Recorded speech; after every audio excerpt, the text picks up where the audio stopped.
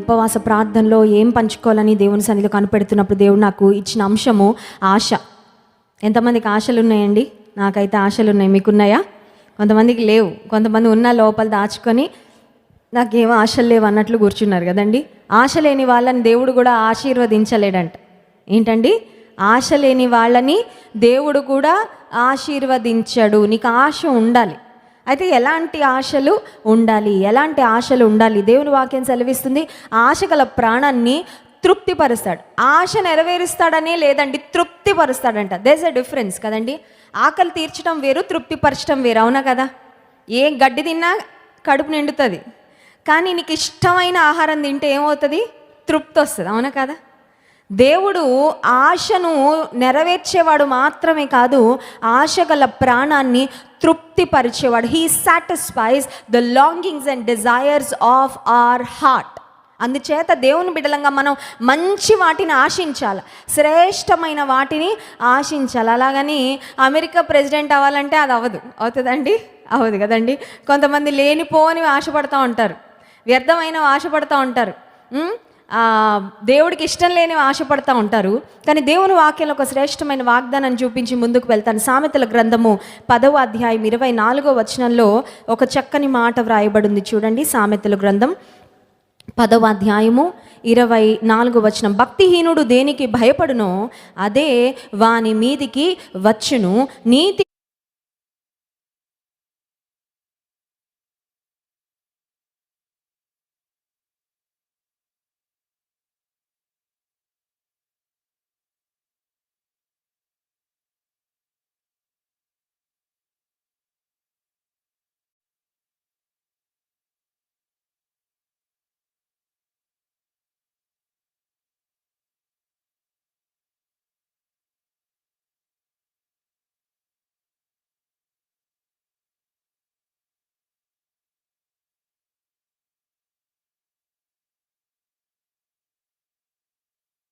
అంటే I am a museum of diseases అని చెప్పుకోవడం స్టార్ట్ చేశాడంట. ఏంటంట? నా దేహము వ్యాధులకు ఒక మ్యూజియం. మీకు ఏదైనా వ్యాధి చూడాలంటే నా దగ్గరకు వస్తే ఆ వ్యాధి నా దేహంలో ఉంది అని ప్రపంచంలో తను ఎక్కడికి వెళ్ళినా అందరికి చెప్తుండేవాడంట, నా దేహము I'm a museum of diseases. సరే, డాక్టర్ ఇతని వ్యాధులన్నిటి గురించి రిపోర్ట్స్ అన్నీ వచ్చాక చూసిన తర్వాత డాక్టర్ అన్నాడంట, నువ్వు ఎక్కువ కాలము బ్రతకవయ్యా, యూ వాంట్ లివ్ లాంగ్ అని చెప్పాడంట. అయితే ఈ మ్యూజియం ఆఫ్ డిసీజెస్గా ఉన్న వ్యక్తి దేవుణ్ణి నమ్ముకున్నాడు. హల్లెలూయా. ఇతని పరిస్థితి అయితే బాగాలేదు, కానీ శరీరం అయితే బాగాలేదు, కానీ ఆత్మ మాత్రం చాలా బలంగా ఉంది. హల్లెలూయా. శరీరం వ్యాధులతో ఉంది, శరీరం అనారోగ్యాలతో ఉంది, శరీరం బలహీనంగా ఉంది, but the spirit is strong. ఆత్మ మాత్రం బలంగా ఉంది.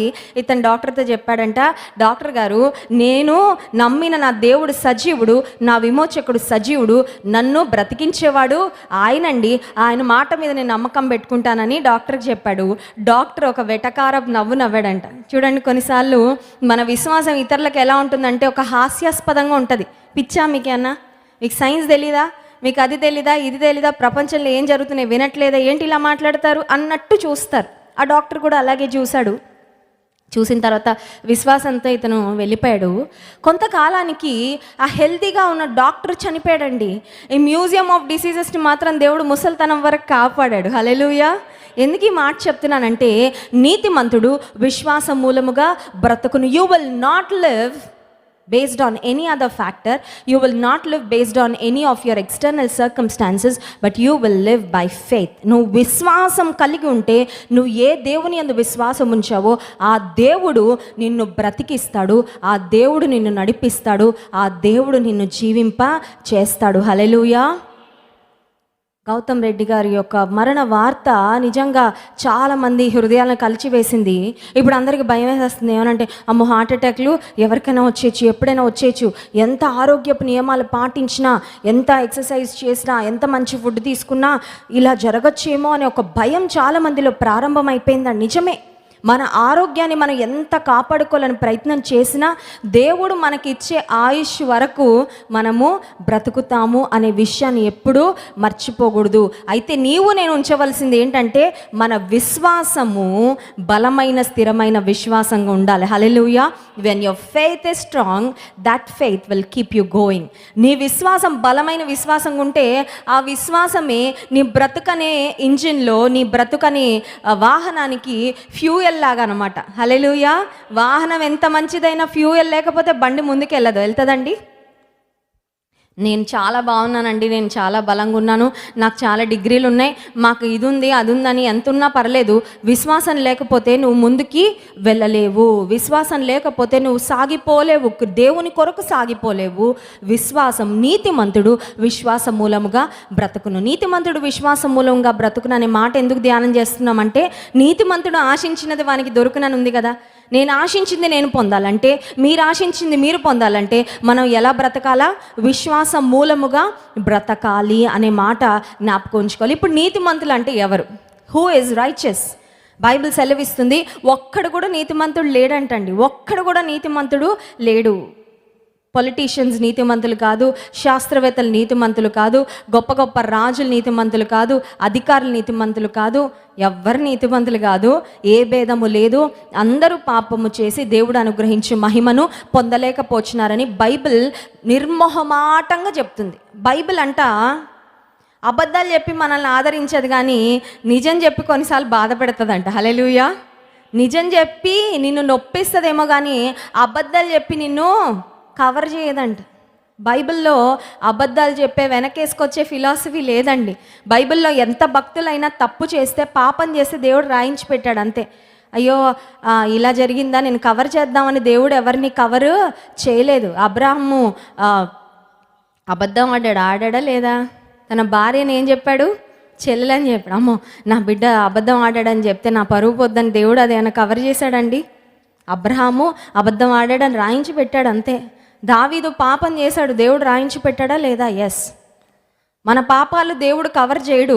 మన పాపాలు ఆయన రక్తం ద్వారా కడగడానికి ఆయన ఇష్టపడుతున్నాడు. హల్లెలూయా.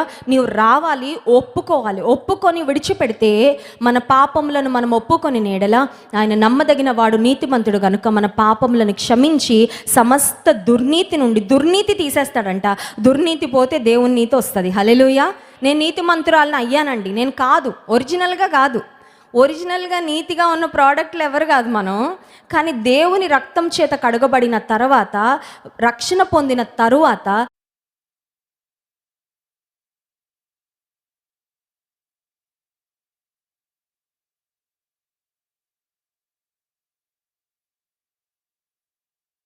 ఇప్పుడు క్రీస్తులో మనల్ని నీతిమంతులుగా చేశాడు. పుట్టినప్పటి నుంచి ఎవరు నీతిమంతులం కాదు. మనం చేసిన మంచి కార్యాలను బట్టి, పుణ్యకార్యాలను బట్టి, చారిటీస్ని బట్టి మనం నీతిమంతులుగా అవ్వము. కానీ దేవుని రక్తము చేత, యేసయ్య రక్తం చేత కడగబడిన తరువాత సమస్త దుర్నీతిని మనలో నుండి తీసివేసి, దుర్నీతి నుండి మనలను కడిగి, దేవుడు ఆయన నీతితో మనలను కప్పి, ఇప్పుడు రక్షణ పొందిన ప్రతి విశ్వాసి నీతిమంతుడే. హల్లెలూయా. ఇప్పుడు దేవుని వాక్యం సెలవిస్తుంది, నీతిమంతుడు ఆశించినది వానికి దొరుకును. నీతిగా ప్రభువును కలిగి నువ్వు జీవిస్తే, విశ్వాస మూలంగా నువ్వు బ్రతికితే, దేవుని మీద ఆధారపడుతూ ముందుకు వెళ్తే, దైవ చిత్తానుసారంగా నువ్వు ప్రార్థన చేస్తే, నీ ఆశలను ఖచ్చితంగా దేవుడు నెరవేరుస్తాడు. బైబిల్ గ్రంథంలో ఒక వ్యక్తి మనకు కనబడతాడు. ఆ వ్యక్తి దేవుడు ఏదొద్దన్నాడు దాన్నే ఆశించాడండి. కొన్నిసార్లు మనలో ఉన్న ఒక దుష్ట స్వభావం ఏంటంటే, దేవుడు ఏదొద్దంటాడో దాని మీద ఆశ ఆశ ఆశ ఆశ కలుగుతూ ఉంటుంది.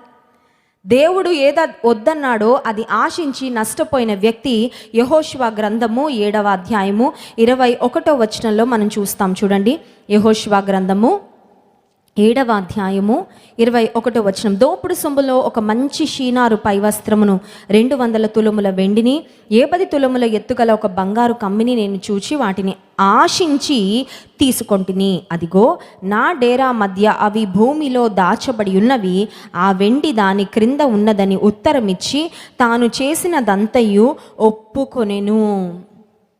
దేవుని ప్రజలలో ఆకాను అని ఒక వ్యక్తి ఉన్నాడండి. ఆకాను అనే వ్యక్తి దేవుని ప్రజలందరూ ఎరికో అనే పట్టణానికి, ఎరికో పట్టణం మీదకి యుద్ధం చేయడానికి వెళ్ళారు. యూజువల్గా యుద్ధానికి వెళ్ళినప్పుడు ఎవరైతే జయిస్తారో ఆ ప్రాంతంలో ఉన్న బెస్ట్ థింగ్స్ అన్నీ వాళ్ళు తీసుకొని వచ్చేస్తారనమాట. వాళ్ళతో పాటు అక్కడున్న పురుషులను సంహరిస్తారు. అక్కడున్న వెండి, బంగారు, విలువైన వస్త్రాలు, వాల్యుబుల్స్ ఏవైతే ఉంటాయో వాటన్నిటిని దోపుడు సొమ్ముగా తీసుకొని వచ్చేస్తారు. ఈ పర్టికులర్ ఇన్స్టెన్స్లో దేవుడు యుద్ధానికి వెళ్ళిన ప్రతిసారి మీరేం తీసుకోవద్దని చెప్పలేదు, కానీ ఎరికో పట్టణం మీదకి వెళ్ళినప్పుడు మాత్రం దేవుడు అన్నాడు, ఎరికో అనేది శపితమైన పట్టణము, ఎరికో పట్టణం మీదకి మీరు వెళ్తే మీకు జయాన్ని ఇస్తాను నేను కంపల్సరీ, కానీ ఆ పట్టణంలో మీరు ఏది ముట్టుకోవద్దు అని చెప్పాడు దేవుడు. కానీ ఇక్కడ ఏం జరిగిందంటే ఆకానంట చూచాడంటండి. ఏమేం చూచాడు అంటే షీనారు పైవస్త్రము, 200 తులముల వెండి, 10 తులముల ఎత్తుగల ఒక బంగారు కమ్మి చూశాడు. మనకు కూడా కొన్ని కనబడతా ఉంటాయి. 2000 రూపాయల నోట్ రోడ్డు మీద వెళ్తూ ఉండగానే కనబడితే అబ్బా దేవుడు నా కోసమే గిఫ్ట్గా పంపించాడని చూసి వెంటనే ఆశ కలుగుతుంది. ఆశ కలగగానే అటు ఇటు చూసి జేబులో పెట్టేసుకుంటారు, అంతే కదండి. కొంతమందికి ఒక ఆమెకు ఒక అలవాటు ఉందంట. అలవాటు ఏంటంటే బంగారు ఎక్కడైనా కనబడితే ఎత్తేస్తుందంట. అలవాటు అది. ఆమెకి లేదని కాదు, వాళ్ళ తండ్రి గారు మంచి ఉద్యోగం చేస్తాడు, ఆమె ఒంటి మీద చాలా బంగారం ఉంటుంది. ఎంత సొంత బంగారం, ఎంత ఎత్తేసిన బంగారం నాకైతే తెలీదు. బంగారం అంటే పిచ్చి. సరే ఒకళ్ళ ఇంటికి, స్నేహితుల ఇంటికి వెళ్ళింది. మామూలుగా బంగారం యూజువల్గా అందరు బీరువాలో పెట్టుకుంటారు, కానీ ఆ ఇంటి ఇల్లాలు ఎందుకో ఆ చైనో ఏవో తీసి బీరువా ఒక షెల్ఫ్ ఉంటే ఆ షెల్ఫ్లో పెట్టేసిందంటండి. అంటే మళ్ళీ బయటికి వెళ్ళేటప్పుడు వేసుకోవచ్చులే, మన ఇంట్లో ఎవరు దొంగలు ఉంటారనే ఉద్దేశంతో. సరే గెస్ట్లు వచ్చారని ఆవిడ తీసి దాచుకోలే అని అంత తట్టలేదు. వాళ్ళు డీసెంట్ ఫ్యామిలీయే, వాళ్ళు మంచి స్థితిలో ఉన్నవాళ్లే కదా అని అవి బయట ఉంచింది. ఈవిడ ఏం చేసింది, ఇంటికి వచ్చి అది వదినా ఇది వదినా అని కొంతమంది ఎంత బాగా కలిపేసుకుంటారు కదా, బంధుత్వాలు కలిపేసుకుంటారు. బాగా రాసుకొని పూసుకొని ప్రేమ చూపించేసినట్టు చూపించి ఆవిడ అలా కిచెన్లోకి వెళ్తే ఈవిడ ఇలా బ్యాగ్లో వేసేసుకొని వెళ్ళిపోయింది. వీళ్ళు వెళ్ళిపోయినప్పటి నుంచి కనిపించట్లేదు. అది కనిపించకపోతే వాళ్ళు అడగాల వద్దా? ఇప్పుడు చూడండి, కొంతమంది కొన్ని పనులు చేస్తారు, వాళ్ళు అడిగితే వాళ్ళకి కోపం వచ్చేస్తుంది, అవును కదా, కోపం వస్తుంది, ద్వేషం పెట్టుకుంటారు, మళ్ళీ మన గురించి బ్యాడ్గా చెప్తారు. చేసింది తప్పు, వాళ్ళు ఆ తప్పును కవర్ చేసుకొని మా మీద ఇలా వేశారండి, నింద అలా వేశారండి అని మాట్లాడే వాళ్ళు ఉంటారు. ఇప్పుడు వీళ్ళకి ఒక డైలమా, సందిగ్ధం, ఆ విషయం అడగాల వద్దా, కానీ ఇంకా వాళ్ళు తప్ప ఎవరు రాలేదు. సరే ఫైనలీ ఆమెను అడగకుండా వాళ్ళ భర్తను అడిగితే వాళ్ళ భర్త చెప్పాడంట, అక్క నా భార్యకున్న బలహీనత ఇది, ఆమెకున్న వీక్ పాయింట్ అంట. పెద్ద స్ట్రాంగ్ పాయింటే ఆమె వీక్ పాయింట్ అయిపోయింది కదండి. బంగారు ఎత్తడం అంటే ఏదైనా చిన్న విషయమా? ఎవరైనా కేసు పెడితే జైలుకి వెళ్తుంది, అంతే కదండి. దొంగతనము చేయడం పాపము. ఆమె చూస్తుంది, చూసిందల్లా ఆమె సొంతం అవ్వాలి అనే ఆశ. చాలామందికి ఈ రోజుల్లో ఇదే స్వభావము కనబడుతుంది. చూసిన అమ్మాయి నా సొంతం అవ్వాలి, చూసిన అబ్బాయి నా స్వంతం అవ్వాలి, చూసిన చీర నేను కట్టుకోవాలంతే, నాకు ఎన్ని చీరలున్నా పర్లేదు. కొంతమందికి అంతేనండి, ఎవరి దగ్గర ఏమైనా చూస్తే అది కావాల్సింది అంతే. దానికోసం ఎన్ని షాపులన్నా తిరుగుతారు, ఎన్ని అప్పులన్నా చేస్తారు, భర్తను ఎంత టార్చర్ అన్నా పెడతారు. యవనస్తులు ఉంటారు, కొత్త బైక్ లాంచ్ అవ్వగానే ఒక్కసారి మార్కెట్లోకి రాగానే చూస్తాడు, ఎవరో వేసుకొని వెళ్ళడం చూస్తాడు, ఇంకా కళ్ళల్లో పడిపోద్ది, ఇంకా నిద్ర పట్టదు, నిద్ర పట్టనివ్వడు. అమ్మా నాన్న కొనిస్తారా, చూశాను నాకు అది కావాలి. ఇప్పుడు ఆకాన్ అదే చేశాడు. చూశాడంట, ఆశ కలిగింది, చూశాడు. చూశాక ఎన్నో చూస్తుంటాం, చూసినవన్నీ మన సొంతమా, చూసినవన్నీ మన కోసమా చెప్పండి? చూసిన ఆహార పదార్థాలన్నీ కడుపులో వేసుకుంటే ఏమవుద్ది? పాడైపోద్ది, కడుపు జబ్బు వచ్చేస్తుంది, అంతేనా? ఆరోగ్యము పాడైపోద్ది. ఆ తర్వాత హాస్పిటల్ చుట్టూ తిరగాల. చూసిన ఆహార పదార్థాలన్నీ మన కడుపుకు కాదు, చూసిన వస్త్రాలన్నీ మనం ధరించుకోవడానికి కాదు. పైకి కనిపించిన మంచి వాళ్ళందరూ నీతో స్నేహితులుగా, they not meant to be your friends. అన్నీ నీవి కాదు, కొన్ని నీవి, కొన్ని నీ కోసం దేవుడు ఏర్పాటు చేశాడు, నీ కోసం శ్రేష్టమైన ఏర్పాటు చేస్తాడు. నీది కానిది నువ్వు చూడొద్దు, నీది కానిది నువ్వు చూసిన పదే పదే చూడొద్దు. కొంతమంది పదే పదే చూడగానే ఏం కలుగుతుంది? ఆశ కలుగుతుంది, అవునా కదా అండి? When something doesn't belong to you, don't look at it. నీది కానిది నువ్వు చూడొద్దు. ఎవరైనా కనుక అనవసరంగా చూస్తున్నట్టు ఉన్నా కూడా నువ్వు తప్పించుకోవడానికి ప్రయత్నము చేయాలి. కొంతమంది ఉంటారు, ఎవరో వీళ్ళని చూస్తుంటారు, ఫ్రెండ్స్ అంటారు నిన్నే చూస్తున్నాడే, ఆ పిల్లోడు నిన్నే చూస్తున్నాడు అంటే చూస్తున్నాడా లేదా అని ఈవిడ చూస్తుంది. ఏంటి, మా ఫ్రెండ్స్ అందరూ చెప్తున్నారు ఎవరో నన్ను చూస్తున్నారని. చూస్తున్నాడా లేదా అని ఇలా చూస్తుంది. ఇప్పుడు ఆ అబ్బాయి వెళ్ళి అందరికీ ఏం చెప్పుకుంటాడంటే, ఆ అమ్మాయికి కూడా నేనంటే ఇష్టం, అందుకే నా అమ్మాయి నన్ను ఇలా చూసింది అంటాడు. ఇంకా అక్కడ స్టార్ట్ అవుతుంది, ఇంకా అది ఎక్కడికో వెళ్ళిపోద్ది. అవునా కదా? యవనస్తులకి ఇలాంటి విషయాలు జరగట్లేదా? It all starts with the look. కొన్నిసార్లు ఒక్క చిన్న చూపుతో ఎంత భయంకరమైన పరిస్థితిలో. హైదరాబాద్కు మీట్ అండ్ గ్రీట్కు మేము వెళ్ళాం. దాదాపు ఒక 300 కుటుంబాల వరకు దేవుని ప్రజలు వచ్చి కలిసి మరి ప్రార్థన చేయించుకున్నారు. కౌన్సిలింగ్ చాలామందికి ఇచ్చాము. చాలామందిని బలపరచడానికి దేవుడు సహాయం చేసేవారు. సాక్ష్యాలు పంచుకున్నారు. ఒక సహోదరు వచ్చి చెప్తుంది, ఒక్క అబ్బాయి అక్క చాలా నన్ను వదిలిపెట్టకుండా ఫాలో అయ్యాడు, నన్ను వెంటాడి వెంటాడి వెంటాడి వెంటాడి పెళ్లి చేసుకున్నాడు, బాబు పుట్టాడు, చక్కగా ఉన్నాడు, ఆ కుర్రోడు వదిలిపెట్టి వెళ్ళిపోయాడు. పెళ్ళైన సంవత్సరానికి వదిలిపెట్టి వెళ్ళిపోయాడు. ఇప్పటికి ఎక్కడున్నాడో తెలియదు. ఈమె కూడా చూసింది, ఈమె కూడా అనుకుంది పోన్లే నన్ను చూస్తున్నాడు కదా బాగా చూసుకుంటాడు జీవితం అంతా అనుకుని చూసుకోలేదండి. మోజు తీరే వరకే చూశాడు. మోజు తీరాక పెళ్ళి చేసుకున్నాడు కానీ అన్యాయం చేసి వెళ్ళిపోయాడు. ఆ అమ్మాయి ఒంటరిగా తన కుమారుని పెంచుకుంటుంది, కడుపు కట్టుకొని పెంచుకుంటుంది. I'm sure she is facing so many struggles. ఒంటరిగా ఒక స్త్రీ బిడ్డలను పెంచుకోవాలంటే అది చాలా కష్టం, చాలా కష్టం. చిన్న అమ్మాయి వయసులో కూడా చాలా చిన్నది. ఎందుకు ఈ మాటలు చెప్తున్నానంటే, ఏం చూస్తున్నావో చాలా చాలా ముఖ్యం. ఎవరు చూస్తున్నారో కూడా నేను చూసుకో. ప్రభువుని అడుగు, ప్రభువా నీ చూపు తప్ప ఎవరి చూపు నా మీద పడొద్దని ప్రార్థన చేసుకో. హల్లెలూయా. అర్థమవుతుందండి? యవనస్తులు అంటారు కొంచెం మంచి ఫోటో దిగ్గానే అందరూ చూసేయాలని పెట్టేస్తుంటారు సోషల్ మీడియాలో. అందరూ చూడాల, అందరికి అక్కర్లేదు, అందరు నేను చూడక్కర్లేదు. ఆయన చూపు నీ మీద ఉంటే చాలు. హల్లెలూయా.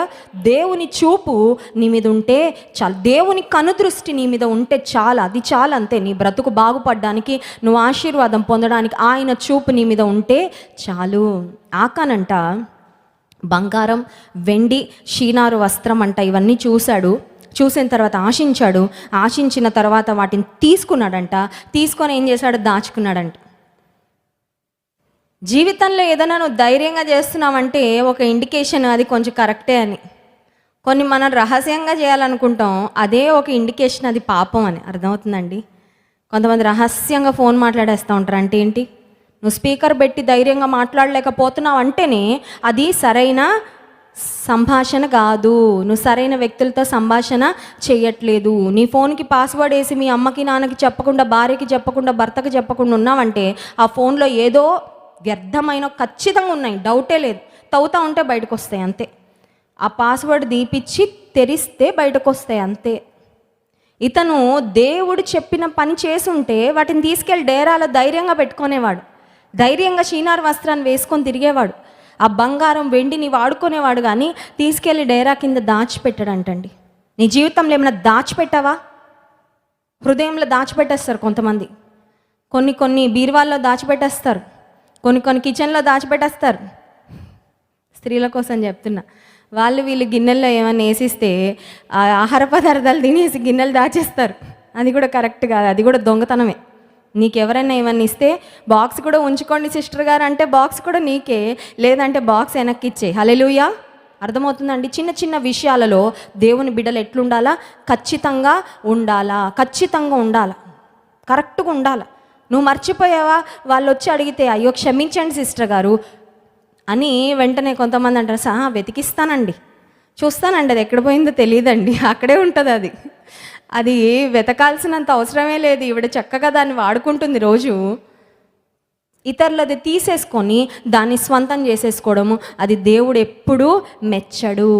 దేవుడు వద్దన్నది చూశాడు, దేవుడు వద్దన్నది ఆశించాడు, దేవుడు వద్దన్నది ముట్టుకున్నాడు. పాపం. దేవుని ప్రజలు హాయి అనే పట్టణం మీదకి యుద్ధానికి వెళ్తే, ఎరికో అనే పెద్ద పట్టణం మీద దేవుడు జయం ఇచ్చి హాయి అనే చిన్న పట్టణం మీదకి వెళ్తే ఓడిపోయారండి దేవుని ప్రజలు. యెహోషువ దేవుని సన్నిధిలో అడుగుతున్నాడు, ప్రభువా ఎందుకు ఈ ఓటమి వచ్చింది మాకు, ఎందుకు మాకు విజయం ఇవ్వలేదు, మాకెందుకు ఈ తలవంపులు అంటే, దేవుడు అంటున్నాడు మీలో ఒక వ్యక్తి తప్పు చేశాడు, దానికి నేను ఈ శిక్ష ఇస్తున్నాను. ఇంట్లో ఒక్కడు చెడిపోయినా వాడి పాపం యొక్క పర్యవసానాలు కొన్నిసార్లు ఇంట్లో అందరూ అనుభవించాలి. ఒక్క పురుగు చేరితే మనకు తెలుసు, ఒక్క పురుగు ఒక్క చెద మొదలు పెడితే ఇంట్లో ఆ చెదలు మొత్తం తినేస్తాయి. అవునా కదా? చిన్న టర్మైట్ చిన్న కాక్రోచ్ పిల్లలు పెట్టి దాని సంతానాన్ని అభివృద్ధి చేసుకొని మన కిచెన్లు, మన బెడ్రూమ్లు ఎన్ని పాడు చేస్తుందండి.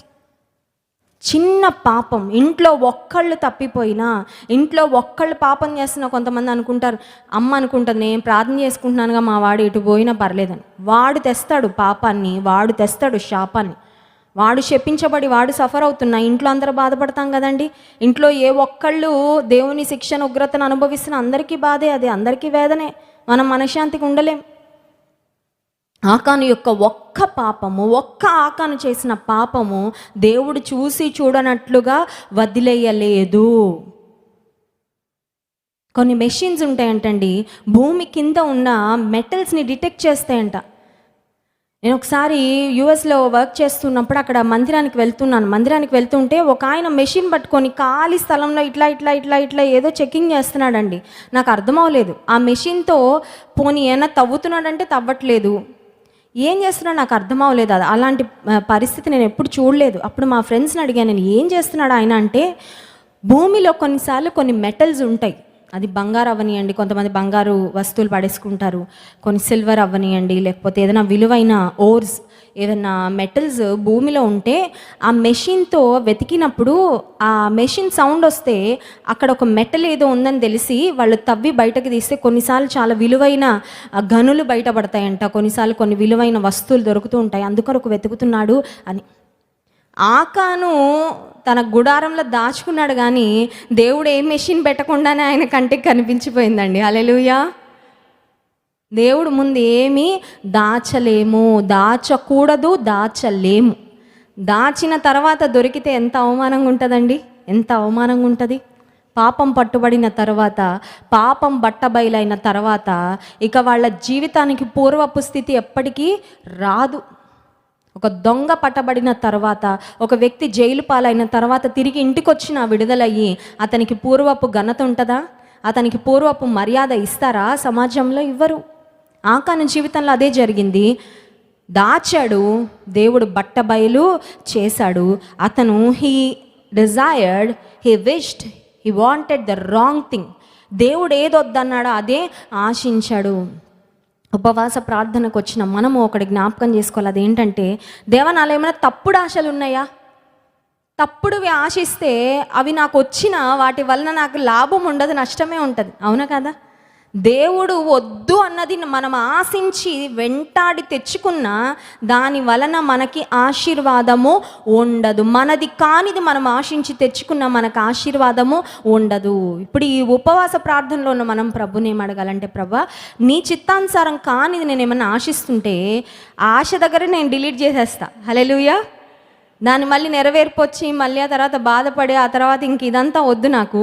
నేను నా ఆశనే నేను సరి చేసుకుంటా. నేను తప్పుడు ఆశలు కలిగి ఉంటే నా ఆశలను I want to correct them, నేను వాటిని సరి చేసుకుంటాను. తప్పుడు విషయాలను ఆశిస్తున్నట్లయితే వాటిని నా మనసులోంచి తీసివేసుకుంటాను. చెప్పడానికి సమయం లేదు, కానీ ఇంకొక అంశం చెప్పి ముగిస్తాను. అబ్రహాముడు తన జీవితంలో ఆశపడ్డాడండి. చూడండి, ఆదికాండం 15వ అధ్యాయము 1-2 వచనాలు చదువుకుందాం. Genesis chapter 15 verses 1 and 2. ఇవి జరిగిన తరువాత యెహోవా వాక్యము అబ్రహామునకు దర్శనమందు వచ్చి, అబ్రామా భయపడకుము, నేను నీకు కేడము, నీ బహుమానము అత్యధికమగునని చెప్పెను. అందుకు అబ్రాము, ప్రభువైన యెహోవా నాకు ఏమి ఇచ్చిననేమి, నేను సంతానము లేనివాడనై పోవచ్చునని, దమస్కు ఎలియజరే నా ఇంటి ఆస్తికర్త అగును కదా. అబ్రహాం అంటున్నాడు, దేవుడు అన్నాడు నేను నీ కేడాన్ని, నీ బహుమానాన్ని అత్యధికం చేస్తానంటే, అబ్రహాం అంటున్నాడు అన్నీ ఇచ్చావయ్యా, కానీ అన్నీ ఇచ్చినా నాకు ఒక కొరత ఉంది, నాకు పిల్లలు లేరు, నాకు కావాలి. అబ్రహాము ఆశిస్తున్నాడండి. అబ్రహాము నీతిమంతుడు, అబ్రహాము విశ్వాసులకు తండ్రి, అబ్రహాము దేవునికి విధేయత చూపించిన వ్యక్తి. ఒక మాటలో చెప్పాలంటే దేవుని ముద్దు బిడ్డలు పాత నిబంధనలు కొత్త నిబంధనలు చాలామంది ఉన్నారు, వారిలో అబ్రహాము ఒకడు. అబ్రహాం అంటున్నాడు, నేను ఆశిస్తున్నానయ్యా, I seriously want a son, I seriously want a child. ఒక బిడ్డ ఖచ్చితంగా నాకు కావాలి. నువ్వు ఎలా చేస్తావో తెలీదు, ఎలా ఇస్తావో తెలీదు, నేనైతే నీ సన్నిధిలో ఆశిస్తున్నాను అని అబ్రహాం చాలా ఓపెన్గా, చాలా ట్రాన్స్పరెంట్ ట్రాన్స్పరెంట్గా దేవుని సన్నిధిలో తన మనసు విప్పి మాట్లాడుకున్నాడు. కొంతమంది స్నేహితుల దగ్గర మనసు విప్పి మాట్లాడతారు కానీ దేవుని దగ్గర మనసు విప్పి మాట్లాడరు. ఎందుకు మొహమాటం?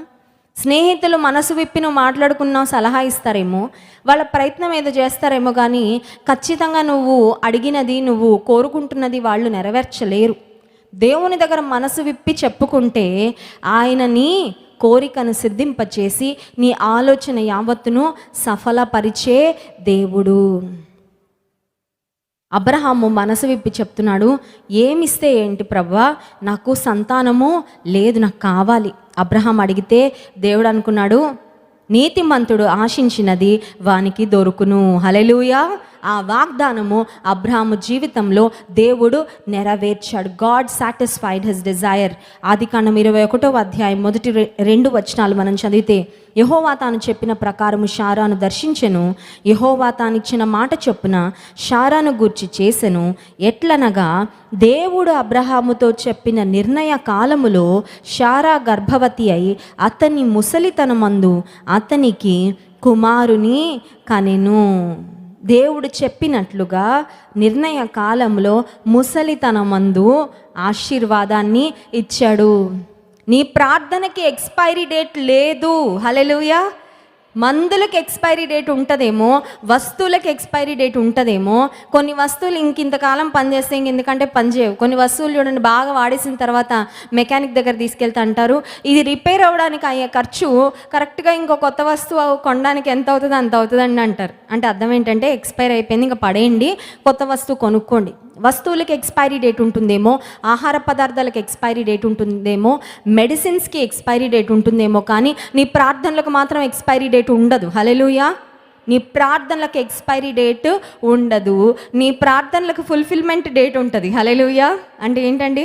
ప్రార్థనకు నెరవేర్పు డేట్ ఉంటుంది, కానీ ఎక్స్పైర్ అయిపోయింది, ఇంక ఈ ప్రార్థన దేవుడు ఆలకించడు, వినడు, జవాబు రాదు అనే పరిస్థితే లేదు, లేనే లేదు.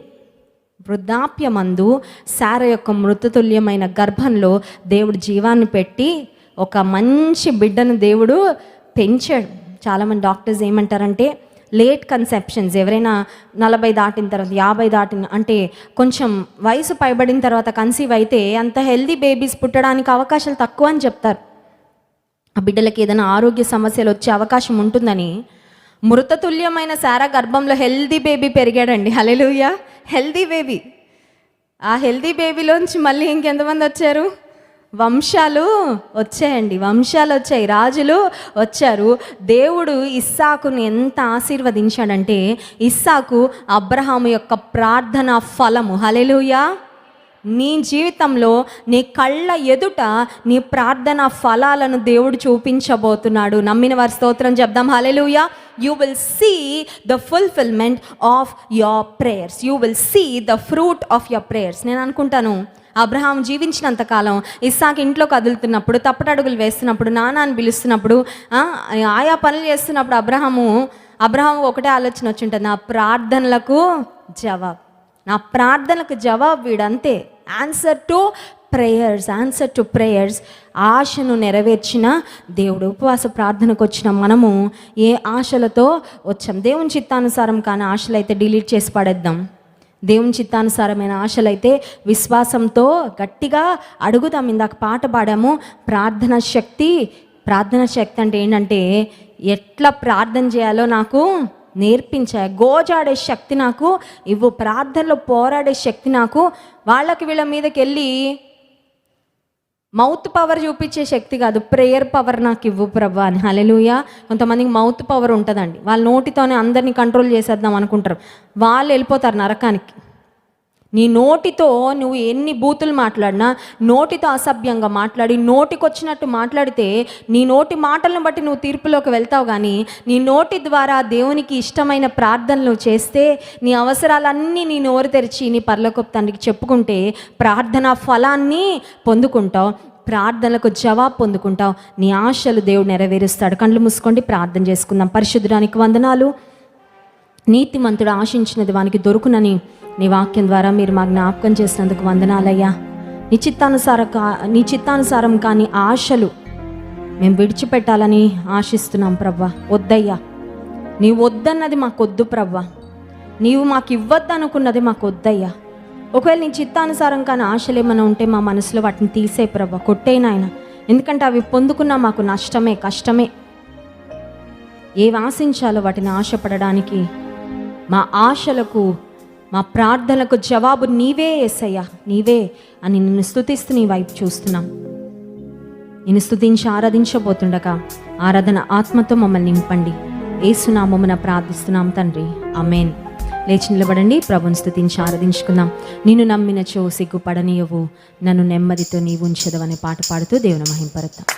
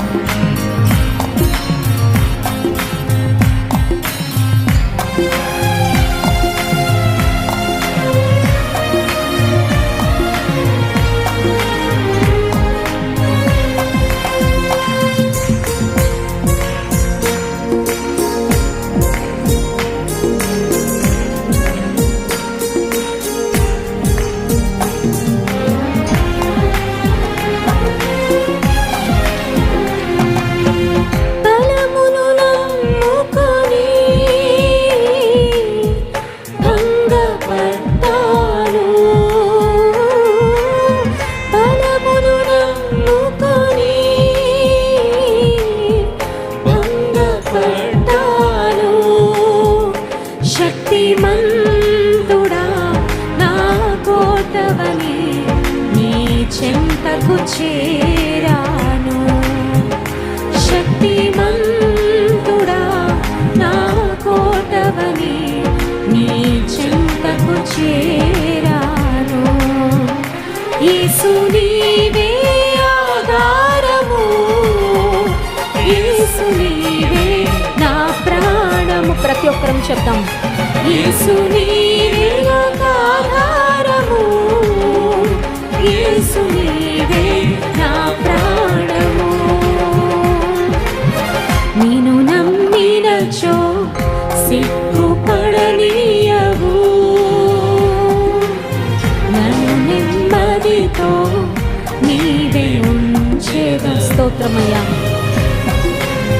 నిన్ను నమ్మినచో సిగ్గుపడనీయవు, నన్ను నెమ్మదితో నీవే ఉంచెదవు. ఆపత్కాలమున నమ్ముకొనదగిన, ఆపత్కాలమున నమ్ముకొనదగిన యేసు నీవే ఆధారము, యేసు నీవే నా ప్రాణం. యేసయ్యా నీవేనయ్యా, యేసు నీవే నా ఆధారము, You are my everything, Jesus. యేసు నీవే నా. ప్రతి ఒక్కరం పాడదాం విశ్వాసంతో. యేసు నీవే ఆధారము, యేసు నీవే నా ప్రాణము, యేసు నీవే నాకు ఆధారము, యేసు నీవే నా ప్రాణము. హల్లెలూయా. కళ్ళు మూసుకొని రెండు చేతుల ఆకాశం వైపు ఎత్తి చెప్దాం, యేసయ్యా నిన్నే ప్రేమిస్తా, నిన్నే ఆరాధిస్తా ప్రభా. నీ ప్రేమకు నేను బందీనయ్యా, నీ చేతిలోకి తప్ప లోకం చేతిలోకి నేను వెళ్ళనయ్యా. ఈ లోకంలో నేను బంధించబడితే నా జీవితం నరకానికే, కానీ నీ చేతిలో నేను బంధించబడితే, నీ ప్రేమలో నేను బంధించబడితే ఆశీర్వాదము, నెమ్మది, ఆనందము, నిత్యజీవం అన్నీ నా స్వంతం ప్రభా. నీ ప్రేమకు నేను బందీనయ్యా. యేసయ్యా నిన్నే సేవింతును, ఆరాధింతును, స్తుతింతును. యేసయ్యా నిన్నే సేవింతును, ఆరాధింతును, స్తుతింతును. బందీనైపోయా నీలో మునిగి తేలాక, నా వల్ల కాదయా నిన్ను వీడి ఉండుట. ఓ బందీనైపోయా నీలో మునిగి తేలాక, నా వల్ల కాదయా నిన్ను వీడి ఉండుట. యేసయ్యా యేసయ్యా యేసయ్యా యేసయ్యా యేసయ్యా యేసయ్యా యేసయ్యా యేసయ్యా.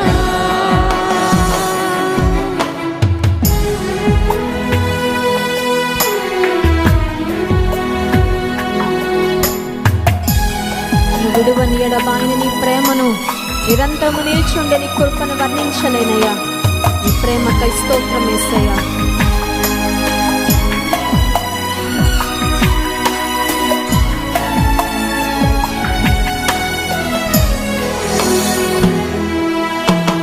వీడని నీ ప్రేమను, ఎడబాయని నీ కరుణను, వెన్నంటి ఉండే కృపలను వర్ణించగలనా.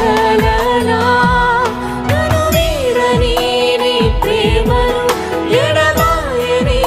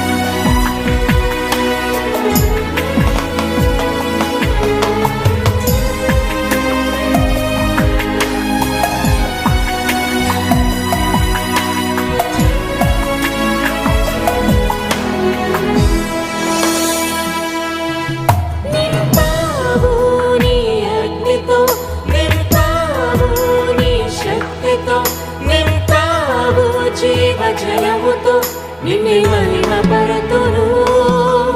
నింపావు నీ అగ్నితో, నింపావు నీ శక్తితో, నింపావు జీవజలముతో, నిన్నే మహిమపరతును.